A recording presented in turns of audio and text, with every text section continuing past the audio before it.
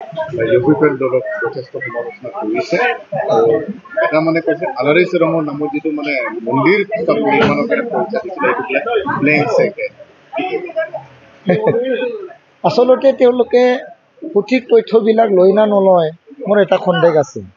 কাৰণ তেওঁলোকে বহুতো মানুহক বহুতৰ মাজত বিভিন্ন কথা কোৱা আৰম্ভ কৰিছে। এইটো সকলোৱে দেখা পাই আছে ফেচবুকত, মিডিয়াত বা ছ'চিয়েল মিডিয়াত।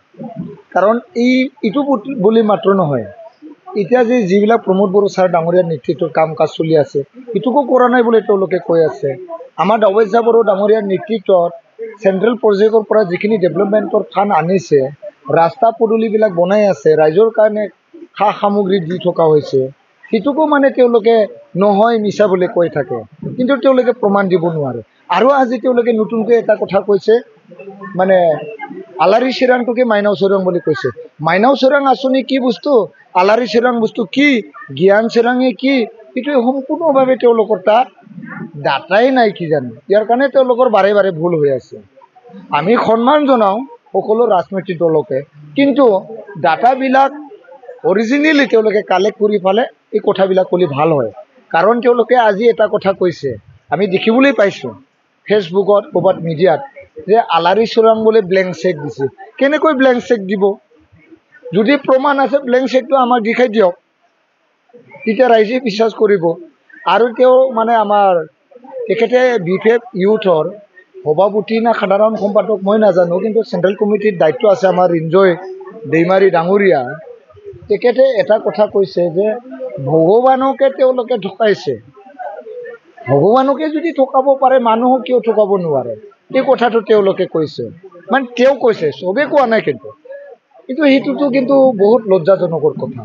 চাওক, যিমান আমাৰ ইয়াত আলাৰী চিৰাং যি মন্দিৰ মছজিদ গীৰ্জা সৎসং যিকোনো, তেওঁলোকৰ কাৰণে আমি আমাৰ প্ৰমোদ বড়ো ডাঙৰীয়াৰ নেতৃত্বত 2 লাখ টকাকৈ দিওঁ। আৰু এই 2 লাখ টকাটো চেক দিয়ে, ডাইৰেক্ট চেকটো একাউণ্ট খুলি পালে পইচাটো ড্ৰ কৰিব পাৰে।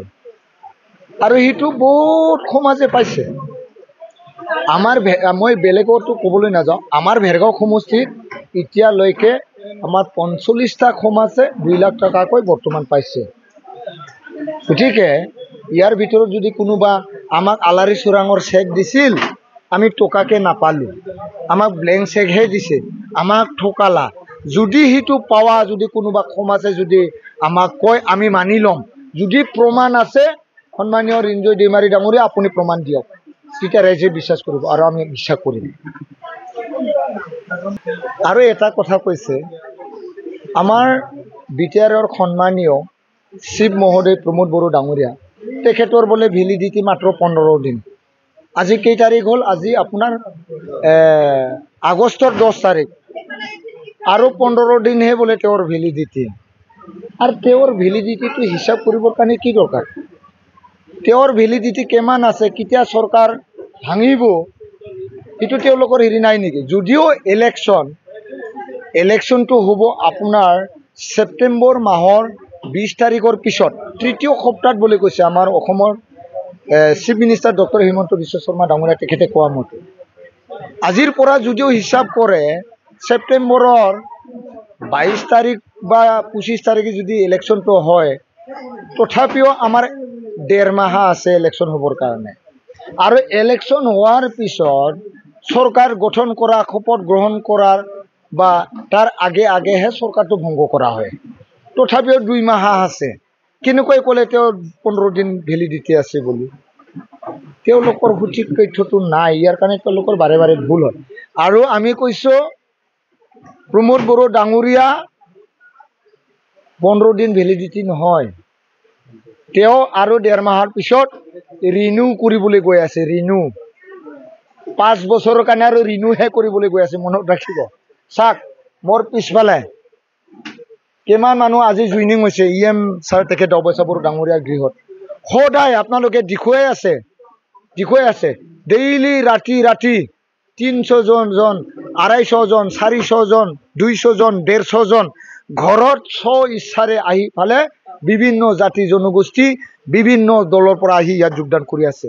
এইটো আমি মিছা কথা কোৱা নাই, আপোনালোকে সাংবাদিকসকলে এইটো প্ৰচাৰ কৰি আছে, চাই লওক মোবাইলত ডেইলি কিমানজন ইয়াত জইনিং হ'ল আমাৰ এতিয়া যোৱাবাৰ আমি ভেৰগাঁও সমষ্টিত দাওবাইচা বড়ো ডাঙৰীয়া ট্ৰেক্টৰ পাৰ্টিৰ পৰা 19,600 ভোট পাই পেলাই আমি জিকিছিলোঁ এতিয়া আমাৰ তাত ইয়াত যোৱা 4 বছৰৰ বৰ্তমানে পাৰ হ'ল 4 বছৰত আজিলৈকে 8,000তকৈও অধিক আমাৰ UPPL দলত নতুন মেম্বাৰ যোগদান কৰিছে 8,000 এইটো আমাৰ পুৰা তন্ন হিচাপ আছে গতিকে ইয়াত কোনো প্ৰমোদ বড়ো ডাঙৰীয়াৰ ভেলিডিটি শেষ হ'বলৈ হোৱা নাই তেওঁৰ আৰু ৰিনিউ হ'ব অনাগত দিনত আকৌ প্ৰমোদ বড়ো ডাঙৰীয়া চিফ হ'ব ইয়াত কোনেও ৰাখিব নোৱাৰে গতিকে তেওঁলোকে আমাৰ এই কাম কাজক দেখা পায় ৰাইজে দলে বলে ওলাই অহাটো দেখা পায় কি কম কি নকম গুল ঠুগুল হৈ গৈছে মই দেখিবলৈ পাইছোঁ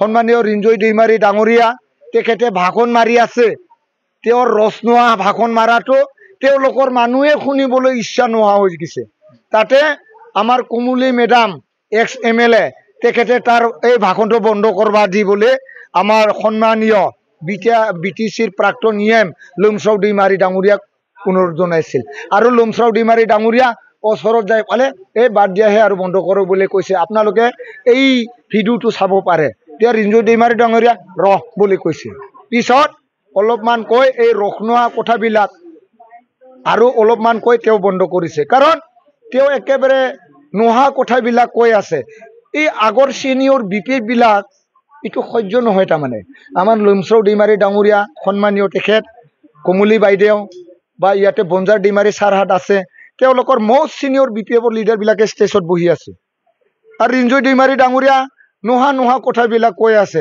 তাৰ উত্তৰটো কোনে দিব লাগিব এই সিনিয়ৰ যিবিলাক most senior আমাৰ মিছুট BPF নেতা আছে তেওঁলোকে তাৰ উত্তৰটো দিব লাগিব তেওঁলোকে আবাং জাবাং বুকি যাব তেওঁলোকৰ মাথাত লাগিছে ইয়াৰ কাৰণে কুমুলি বাইদেউ তেখেতে কৈ দিছে নিশ্চয় হাগ্ৰামা মহিলাৰ ডাঙৰীয়া ওচৰতে বহি আছিল হাগ্ৰামা মহিলাৰ ডাঙৰীয়া অহা নাছিল জানো আহিছিল অহা নাই জানো কৈছে তেওঁৱে কুমুলি বাইদেউ কৈছিল কিজানি বন্ধ কৰবা দি তেওঁক বোলে কুমুলি বাইদেৱে লগে লগে লুমশ্ৰাও দৈমাৰী ডাঙৰীয়াক নাই ক'বা দি লুমশ্ৰাও দৈমাৰী ওচৰত যাই পেলাই আপোনাৰ বক্তব্য বন্ধ কৰক বুলি কৈছে আপোনালোকে চাব পাৰে টানি পালে মই মিছা যদি কৈছোঁ এইখিনি আৰু তেতিয়াহ'লে কি অৱস্থা হ'ব পাৰে বাদ দি আমাৰ লগত গোটেইকেইটা আহক ট্ৰেক্টৰ পাৰ্টি জয় চবে জয় আৰু ৰাইজৰ জয় গোজোন্থং